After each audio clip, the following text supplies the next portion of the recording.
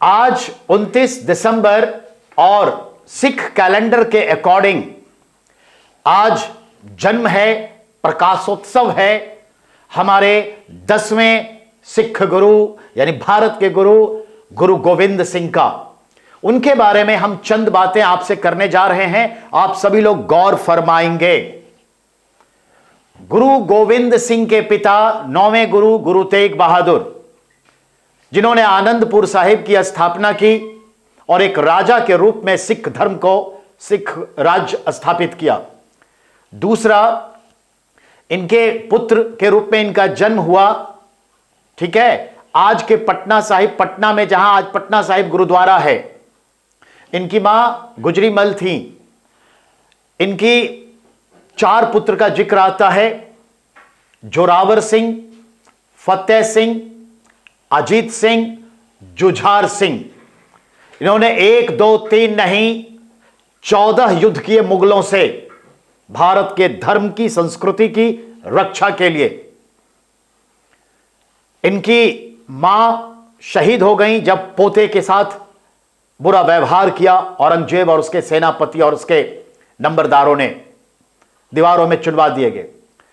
जैसा कि आप जानते हैं, कुल मिलाकर के मैं कुछ बातें कहने जा रहा हूं। गुरु गोविंद सिंह ने ही होला मोहल्ला एक फेस्टिवल की शुरुआत आनंदपुर साहिब में की, जिनका मकसद था कि सिखों के सभी धाराओं के लोग जो भी भारतवर्ष में हैं यहां आए, जुटे। और होला मोहल्ला में मार्शल आर्ट होता है, नृत्य होता है, संगीत होता है, लड़ाइयों के तकनीक समझाए जाते हैं, बहुत सारी प्रतियोगिताएं होती हैं। यह होला मोहल्ला उन्हीं के द्वारा शुरू किया गया है और आज भी आनंदपुर साहिब में मस्ती से मनाया जाता है। इन्होंने ही बैसाख पूर्णिमा को 1699 में आनंदपुर साहिब में खालसा पंथ की स्थापना की और अलग अलग धर्मों से लोग इनके साथ जुड़े, अलग अलग जातियों से आए और बहुत अच्छे हिसाब से।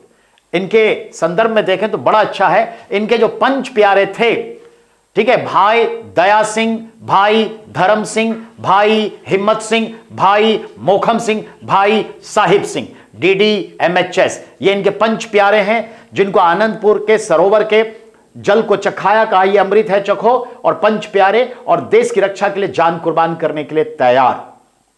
तो इनके ये शिष्य पंच प्यारे कहलाते हैं। 1 पॉइंट। खालसा पंथ की स्थापना की। 2 पॉइंट। 5 कक्कार धारण करने की बात की, केस नहीं कटाना है, ठीक है, कड़ा पहनना है, कृपान रखना है, कच्छा पहनना है और कंघा, बाल है तो कंघा, ये 5 चीजों को धारण किया। 5 कक्कार कहलाते हैं। औरंगजेब ने इनके बच्चों को मरवाया, इनके पिता की हत्या करवाया।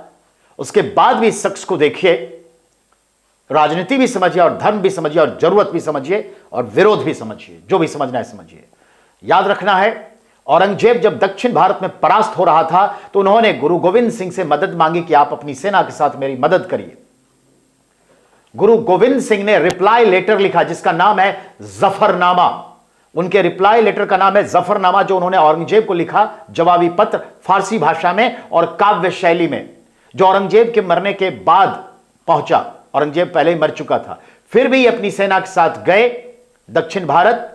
औरंगाबाद के आसपास के क्षेत्र में वो मौजूद थे तब जनाब। ये औरंगाबाद मेरा महाराष्ट्र से है, लेकिन वहां पर उसके समाधि पर भी गए, फूल माला भी चढ़ाए औरंगजेब की समाधि पर।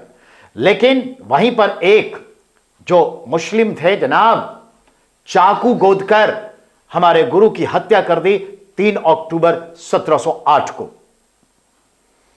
उनके कैलेंडर के अकॉर्डिंग ये 7 अक्टूबर होगा।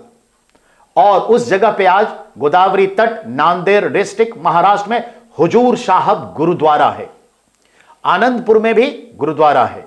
तो याद रखिएगा, ये सब मिलाकर के देखें तो गुरु गोविंद सिंह के 4-5 पॉइंट्स को ध्यान में दीजिए। गुरु गोविंद सिंह के पूरे परिवार ने अपने जान न्यौछावर कर दिए देश के लिए। 4 बेटे, मां और खुद और पिता।